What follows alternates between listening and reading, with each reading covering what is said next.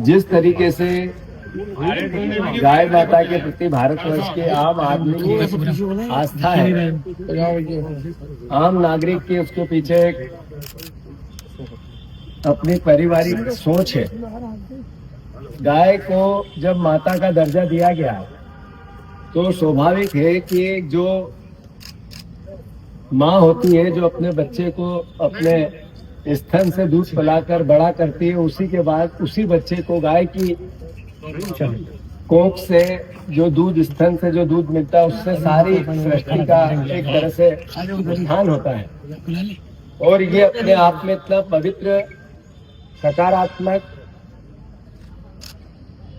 और आस्थाओं से जुड़ा हुआ विषय है कि इसमें किसी भी प्रकार की नकारात्मकता, एक तरह से मैं सोचता हूं कि वो उसके जीवन के लिए एक अभिशाप होती है। हर तरह की सकारात्मकता माँ गौ माता के लिए जीवन को उद्धार करने वाली एक आस्था का विषय होती है। आदरणीय साथियों, उपस्थित परिवारजनों, याद है मुझे कि आदरणीय शंकराचार्य जी जिस तरीके से गौ माता की रक्षा के संकल्प के साथ पूरे भारतवर्ष का भ्रमण कर रहे हैं और सभी राजनीतिक दलों को जिस तरीके से चेताने का काम, समाज को जागृत करने का काम, साधु संतों को एकत्र करने का काम शंकराचार्य जी इस गौ माता की रक्षा को लेकर, माँ भगवती की रक्षा को लेकर जो संकल्प के साथ पूरे देश के भ्रमण पे हैं, हम उनको कोटि कोटि प्रणाम करते हैं।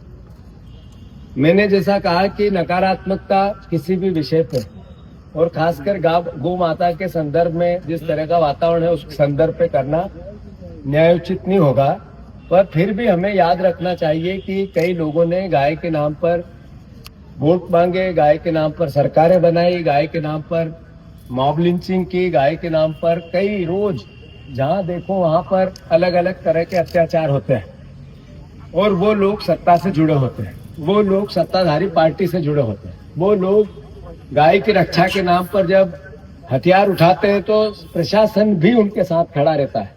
और वही पार्टी, भारतीय जनता पार्टी, वही संगठन, भारतीय जनता पार्टी का संगठन, जब